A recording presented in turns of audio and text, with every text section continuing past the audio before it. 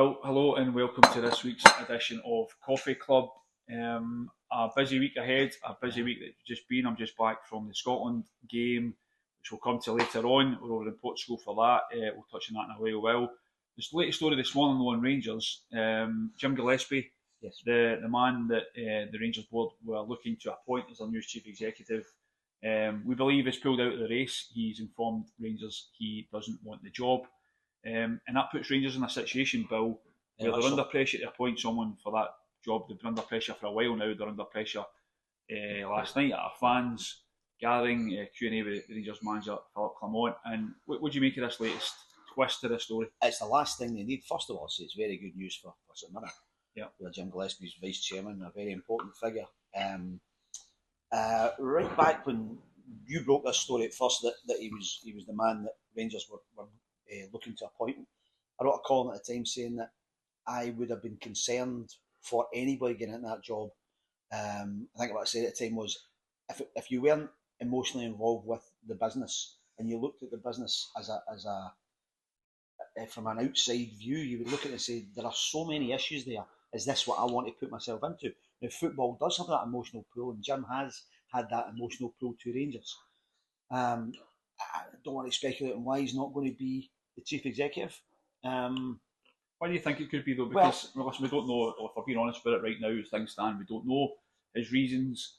But for me, he looked a shoe in. Yes. As I say, we reported the story August 17, 18, I think it was. And at that point, he was the man. He was the man. Things have obviously slowed down since then, have stalled. How do you think someone like Jim Gillespie, a lifelong Rangers fan, huge job, is this a demonstration and does this show that it's a bigger job than I think than it's even we think? It's what I'm just saying there in the piece I wrote. I think no matter what your emotional pull is to the club, you may eventually look at it and say, balancing out what you've achieved in your life through his work with the Kibble, working with young kids, and he's made a huge name for himself.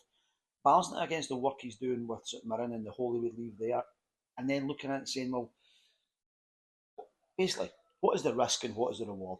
There you go. So put yourself into that job. Today I feel magnificent because I've become chief executive of our Rangers. How do I feel tomorrow, or a week later, or a month later, or 6 months later? Where does it leave me? And there's an awful lot for a guy to think about, and we don't know. But try to put myself, you try and put yourself in that position. You know, if you were offered a job where you thought, wow, this could be the greatest job ever, until you start to unravel what's in the drawers, what you're going to find as you go in. Yeah. You know? Yeah. And I think it must have been, I can only imagine it's been a really difficult decision for him if he's decided not to go. Basically, the head rolling the heart. Yeah, I think you have to go. He's a smart enough guy to make the final decision with his head. And you get the feeling that's what's happened. Yeah, it does put the Rangers board into a sticky situation because I think they had pretty much all their eggs in that basket now. Presumably John Bennett, who I believe is kind of taking things pretty hard lately with the criticism that he's getting and the board are getting. And whatever anyone thinks, John Bennett's put a ton of money into Rangers in the last few years, and he's now the figurehead of that club, and he's under huge pressure now to get the right man. What do they do now, Rangers? Because if you're a Rangers fan, I'd imagine you're expecting an appointment to be made yesterday, because they've been this has been a long time. It's been dragging on since the summer, really, since before the summer, and a lot of things have happened in that time, and they've not been positive things. There's not been many positives for Rangers the last 3 or 4 months, on or off the park. You mentioned there's the fans Q&A with Philippe Clement, Alex Ray, board members there. Outside, there's a banner put up by some Rangers fans saying, back the team, sack the board.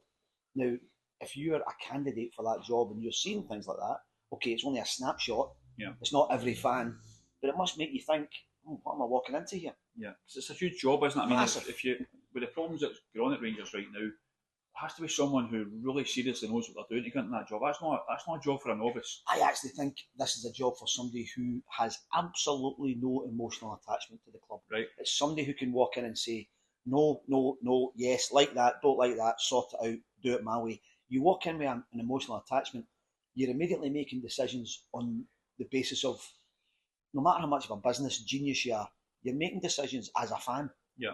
Because it's all about how much you love the club. Yeah.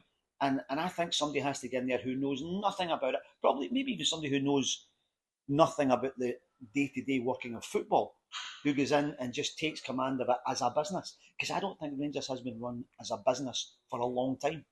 I think as well, you wondered if the Rangers board, when they were pinpointing or targeting Jim Gillespie, I know he's got contacts at the club there, so he's got connections there. You wondered if the fact that he is a lifelong Rangers fan was something they thought was a big tick. I'm sure it was. But when you saw a lot of the reaction when the story came out, a lot of Rangers fans were saying, "Wait a minute, that's not number one priority. We need someone who's now." That's probably an ignorance on their part, or someone that if they don't, a lot of them didn't know who Jim Gillespie was. Well, that's the point. Yeah. Who's this guy? Come to Mum. Yeah. Why are we bringing this guy? Yeah, exactly. But the point I'm making is that a lot of Rangers fans, I think, aren't really swayed by the fact that whether they're a Rangers fan or not. They want somebody who's a serious operator. But I think within the Rangers board, there has been for some considerable time now. Exactly. And probably ever since it all ended in tears under David Murray. David Murray didn't really particularly care about, what anybody's background was. He wanted people who were hard-nosed business people. Now, he made enormous mistakes, as we all know. But since then, it seems to have been, it needs to be people who understand the club, who love the club, who really feel the club. And that's not working out enormously well because you don't then make ruthless decisions. You make emotional decisions. Yeah. And I think if you're a guy like Jim Gillespie, you might be sitting there saying, what do I do in that day when it comes to make a decision where I have to choose between my heart and my head, and the decision I make makes everybody else in the building unhappy? Yeah. We do wonder how that's going to transpire in the next coming days, but as things stand, we believe that Jim Gillespie is now out there running, and the Rangers are in a situation where they have to look elsewhere. On the pitch, as you say, we touched on it there, Philippe Clement was speaking last night at a Rangers, I think it was the Rangers Foundation, a charity foundation Q&A. I think it was kind of hand-picked questions in all fairness, but he was speaking to the fans, and one of the questions they'd asked him, is he happy with the squad? What does he think is possible? And he talked it up now. Is that something he has to do? Of course he does. He's always going to say he believes what he's got there. He said, I wouldn't be here if we didn't think we could win the league, for instance. But you can understand him saying that. That's It'd be foolish to say anything else, wouldn't it? At this stage of the season. Well, he now has what he has, unless he brings in any free agents, and there are a lot of good free agents out there. But a lot of them are out of Rangers' tax bracket. But he has to now say, who I have is who I'm working with, and I'm going to make them better players. He's already said at the half an hour after the defeat with Celtic the other week, judge me in January. That's when I'll get this team up to scratch. Now, as we said last week on the show, we've now heard this maybe for 4 or 5 different transfer windows in a row from Rangers. Give me another window. And I think the fans are running out of windows for Rangers, to be quite honest. But at the same time, you can understand. Listen, we agreed last week. What he said, a lot of what he said after the Old Firm game was pie in the sky stuff, if I'm being honest about it. But you can understand them trying to spin some positivity at the minute because there's so much negativity. Yeah, they have to, because he is a very positive guy. I like Philippe Clement a lot. I like listening to him. I think he knows the game really well. I think he's a very strong personality. And I think if you had, as a club, you had more guys like Philippe Clement, maybe the club would be in a stronger position. He's very pragmatic, but he's also very optimistic. So he gets the basics right, but he also believes in aiming for the stars. And he genuinely wants the best for the players he has. And I think he'd be a great manager to work under. But it still depends whether the players are good enough to achieve. Yeah, it comes down to players. Because for instance, I think we mentioned this before. When he won, complete shock, he won the Belgian title again. He handpicked a lot of young players, up and coming players, and he had a blank canvas to work with. He doesn't have that at Rangers. It's players that are coming in from everywhere, and some of them are working, some of them aren't working, and he can't really get to impose that blueprint that he had in Belgium that made him so successful. Yeah, but as things stand though, the Rangers fans are still right behind him. As you Absolutely. say, the criticism that's flying around right now isn't towards Philippe Clement. No. That could change. Well, unfortunately, though, he's the guy that took it in the neck after the Old Firm game because he was the first guy off the bus. And you know, you got a couple of dozen people come out and make a name for themselves. But you're quite right, the fans still believe in him because he's a good guy and he's working really hard. Yeah. And as you say, stepping off that bus, James Tavernier, the captain, was also one of the players that got a bit of stick. We mentioned this last week. There's still been speculation about his future, and reports from Turkey this week suggested that I think Besiktas had a bit of a stab at trying to get Tavernier over there. Their window was still open, and Rangers say, "Listen, we can't replace him. We've not got time to replace him, so not for sale." You can understand that. As much as Tavernier, everyone's got their views on him. You can understand Rangers saying, "Listen, we can't afford to lose someone like that at this stage because I think if their chances of winning the title right now are slim.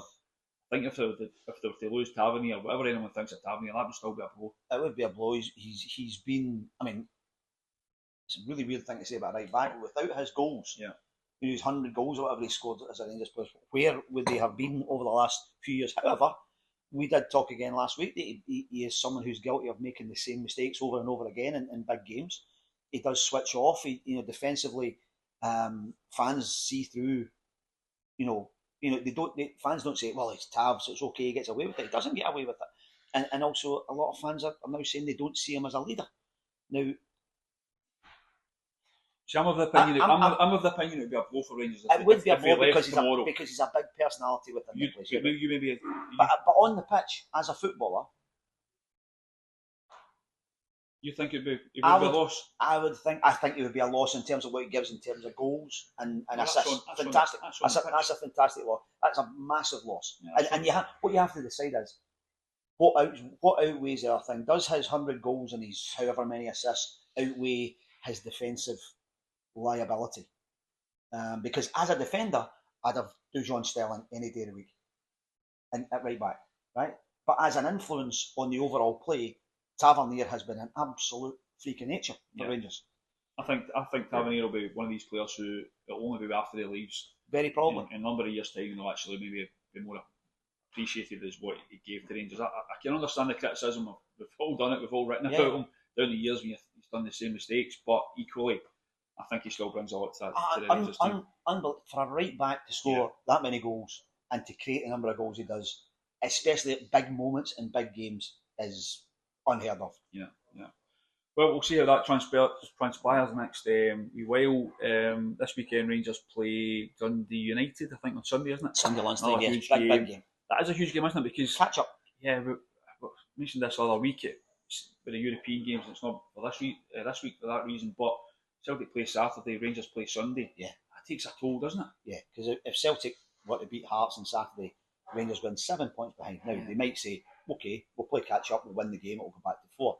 If they win the game, if Celtic beat Hearts, that is. But that's suddenly that catch up thing, I think, becomes mentally very challenging for teams. And through the season, especially with extended group stages. What's going to be? So you're into January now instead of the start of December. You're into January with it. So there's a lot of Celtic playing Saturday, Rangers playing Sunday. Yeah. Clement's right though. I think Rangers just have to try and keep in Celtic's coattails for the time being. 4 points, as long as it doesn't get any bigger than that. As I've said for a number of years now, Rangers' first challenge isn't to beat Celtic; it's to beat everyone else. Yeah, be better than everyone else. Yeah. Where would you be if he's saying judge me in January? If they got to January, completely hypothetically, and it was suddenly 9 points with an Old Firm game to come, what would you be thinking? From his point of view, he's under pressure. He's clearly under pressure, but I genuinely do think that the Rangers fans will be aiming their anger at the Rangers board for how they've backed him, not backed him. But I mean, any Rangers manager, whether he's backed or not, is judged on results, and that's what I'm talking about. It's okay to say that Rangers are a million miles behind Celtic or whatever behind Celtic. But it's how far they are ahead of Hearts and Aberdeen. Yeah, exactly. Rangers should still be beating Hearts and Aberdeen absolutely. out of the park. With what they've so got. that might be the yardstick this season. What do they do when they go to Pittodrie? 100%. That Rangers can be behind Celtic. That's fine. There's maybe an acceptance of that right now, but there shouldn't be and can't be an acceptance that they're behind Hearts, Aberdeen, Motherwell, St Mirren. Rangers have to go and beat these teams. And you think that's where he'll be judged over the next few few months. Well, yeah, as you say, if the gap gets wider, that's not because they're behind Celtic, that's because they're struggling against teams that they should be beating. So that remains to be seen in that one. But I think if they can keep within touching distance between now and the next Old Firm game, as you said, January comes, he'll certainly get leeway, and whether they then get scope to bring in some. Why are you leaning in? No, because I was just thinking, well we're on. Sorry. Well, we're on managers needing some leeway. Stephen Clarke. Oh, right, okay, we're going there right now. Oh, why not? Right, okay, right. Well, just well, I was in Poland last week. Yeah. We're both at Hampden. There's slightly different takes on that as well, I thought. And I was actually the game in Lisbon the other night. I thought Scotland played really well. Uh-huh. I thought they were really unlucky. Mm-hmm. I thought a draw could have been the right result, albeit we were under serious pressure at times. Yep. We needed Angus going to make a number of saves, albeit he chucked the first one in. And I came away from it thinking that was good. Yes. You had an opposite view, which I found pretty harsh. Well, it's funny because I did a national radio thing on the Monday, and a couple of English pundits said the same thing to me. Yeah. And I agreed with them, and I agree with you if you take the Portugal game in isolation as a 90 minutes in Scotland, a snapshot of Scotland. No, but didn't know, because it was the Scotland game as well. Scotland were out of Scotland for 25 minutes of the Poland game, played really well.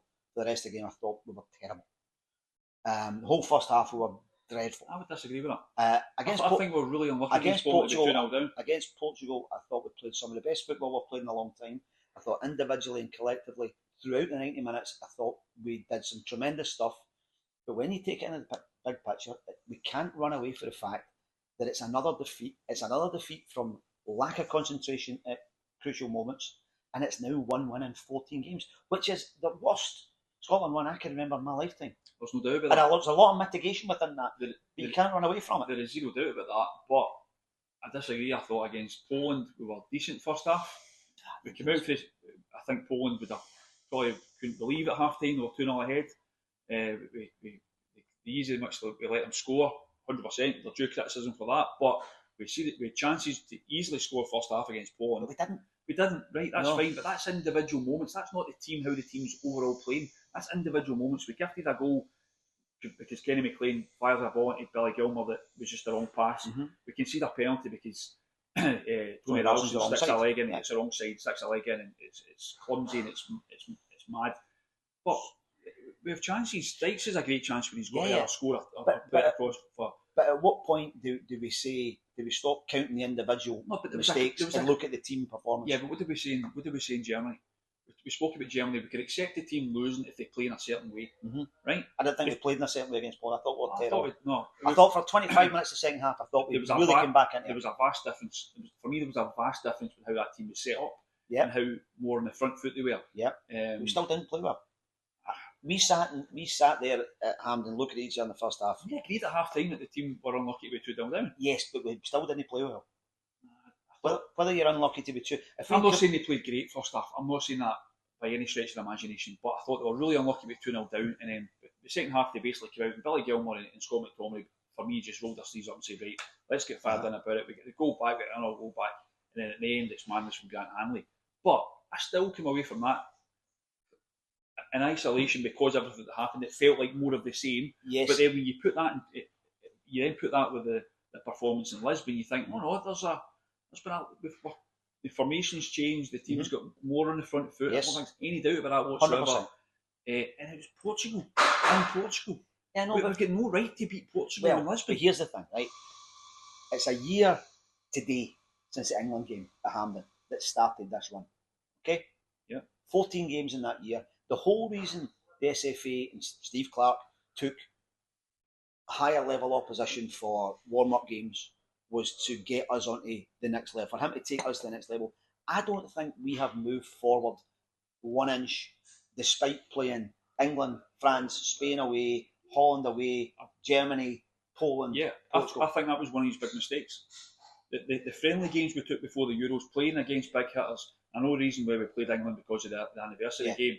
We took tough games, and then it was opposite. We took games that were meant to be givens, and we didn't win them either. We didn't win it. But that was like there was no kind of think that's one of the things that Steve Clarke, when he was speaking to the players post Euros, would have been thinking about. Our preparation wasn't ideal for those games. And as John McGinn, as we mentioned last week, said it's been a long time since they were a good team. It felt like they were a long time since they were a good team. However, for me, to be competitive against Portugal in Lisbon, albeit we lost, albeit there was mistakes, albeit the goalie chops one in, albeit there's a loss of concentration for the winning goal. I agree with that.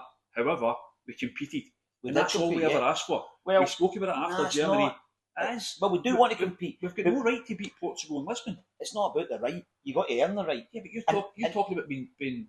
You wrote about being. It's the same again, and it's more of the same again. It wasn't because we competed. No. What I said in the piece from what we saw against Switzerland and Hungary, especially. What I said in my piece on Monday, it's the same again in the way we lost the game. Hungary, last kick of the ball. Poland, last kick of the ball. Portugal, 88th minute. There's no point in saying we played quite well for 88 minutes, then we chucked the winner away. Listen, if this goes on indefinitely, clearly you have to say. Well, how long would you say it goes on before it's a problem? Yeah, but what my point is, if there was no change in the system or no change in the way we tried to play, I would agree with you. I get that. Because I was sitting I agree with that, but I was sitting there before the game, and I said to you when we saw the lineups, it's almost the definition of madness. Yeah. Because it's the same. It's repeating the same thing and expecting a different outcome. Yeah. And that's what it felt like when he went, and it felt like a stubbornness from Steve Clarke to being the same team that could play against Poland. Then at the same time, you look at the team sheet and think, what could really change? I thought he would maybe bring Portes in for Hanley, who struggled against Poland. But then Hanley's one of your best players in the night. I thought he maybe would have played, taken out Kenny McLean. He made the mistake for the goal. He looked a wee bit maybe bringing Gold or someone else. Kenny McLean plays in a sensational cross. Magnificent ball. It's a brilliant first goal. So, in all honesty, as much as you're sitting there before the game thinking this could go pear-shaped, and if it does, this is why we think it's potentially the reasons, Clarke was justified with his team. I thought the team played for most of that game exceptionally well, individually and collectively. However, right, the game's littered with, at the end of the season, teams get relegated, for instance, right? And the manager gets sacked, and they'll say to the manager, what's your view in the season? They'll say, do you know, we never ever get battered anywhere, and we were in the game for so long in games, and people go, yeah, but you don't get extra points for trying really hard. You've got to get results. Yeah, you know, and we're not playing friendlies, we're not playing warm-ups. These are competitive games. We're playing top European teams now. Yeah, we are. But the top European teams aren't having to work hard to beat us. They're getting easy goals given to them. Yeah, but at the same time, I think both those Portuguese goals were handed to them on a plate. Yeah, that's individual moments and all goals. 3 of the Polish goals were handed to them on a plate. Yeah, for me, that's not a complete reflection of how the team played. If there's individual mistakes, individual moments with the team, and it's a flaw. Don't get me wrong, it's a flaw if you continually lose late goals. I'm not sitting here by any stretch of the imagination saying it's fantastic, right? I'm not. However, you cannot tell me that the way the team played in the Euros and the way they played in the last 2 games is the same. Absolutely not. You can't say absolutely that. Absolutely not. We're a million times better as a team, and if we had put in those kind of performances, we would have got far closer, but we didn't. And that's the So you're saying putting in those performances, but you're saying it's still saying the performances weren't good enough? No, I didn't. I didn't say performance weren't good enough. I said the way we're giving away goals is killing us. And we're doing the same thing over. You look at the Holland game over in Amsterdam. We lost 4-0. We played absolutely brilliantly for maybe 50, 60 minutes. We missed 4 or 5 brilliant chances, and then we gave away utterly amateurish goals. People jumping under balls and losing markers. It was horrible. And if you look through all the games we've lost, they are terrible, terrible goals. And one of the basics of Steve Clarke's success against the 2 tournaments was building a team that was very hard to beat and who could then do great work in attack.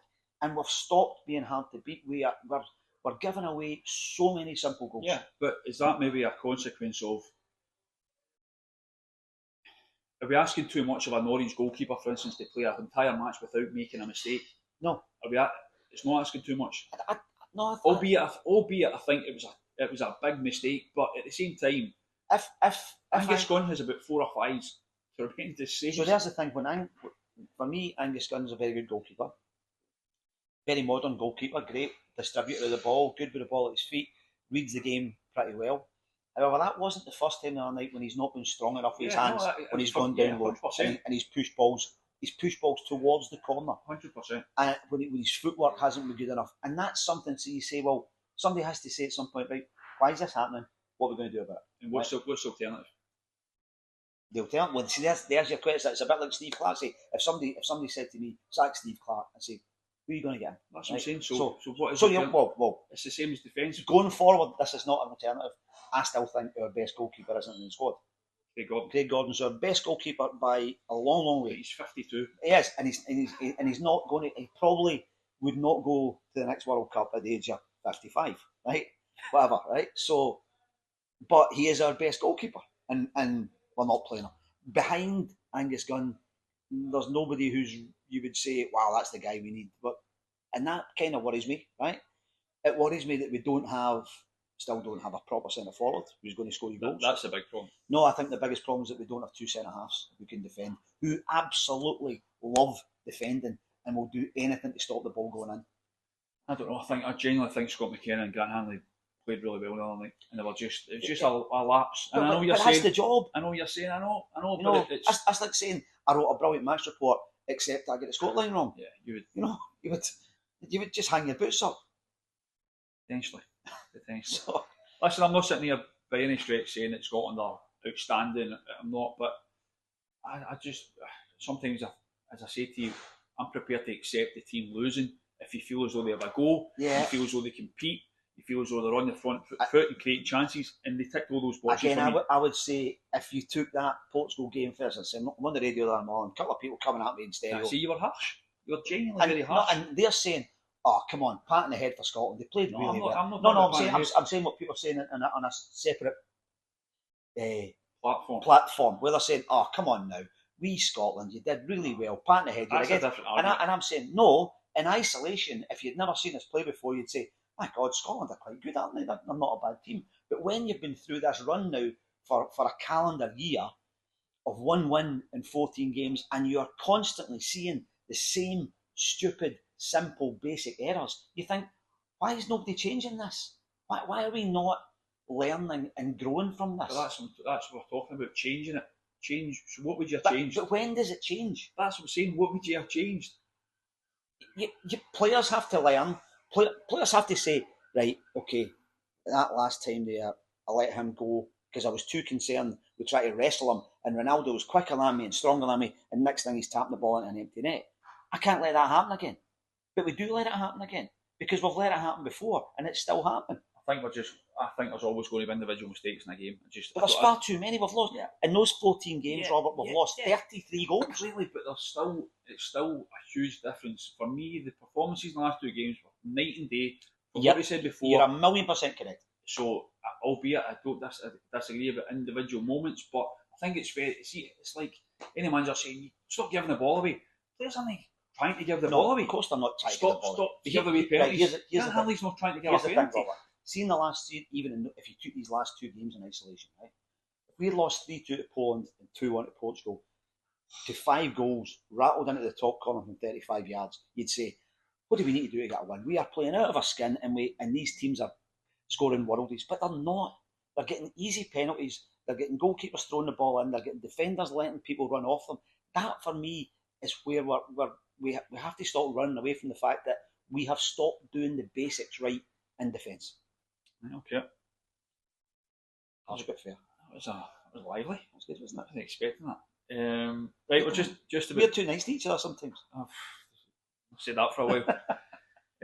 That's us just about done for Coffee Club this week. One of the things we need to keep saying to you, if you like what you're watching, there's a subscribe something beneath you, or whatever it is. The technical version. Click it. Yes, like and subscribe, I think it is. Join the Coffee Club. We like them a chat every Wednesday, and we like your comments. Yeah. Let us know what you think. Bill's nonsense remarks there about Scotland and Rangers. Fill your boots. I'm going to fill my boots with these cakes, Bill, as we always traditionally now talk about the cakes. We're at Bella Vita again this weekend. Brilliant, and they don't have to look after us. Well, from our left to right, we're going to go cream apple turnovers.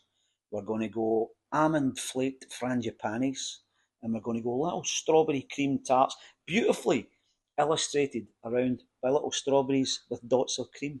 We would describe that as described as that last week. That, A couple of frangipanis. That's enough for coffee. Words to that effect. That's enough for coffee for this week. We'll catch you next week.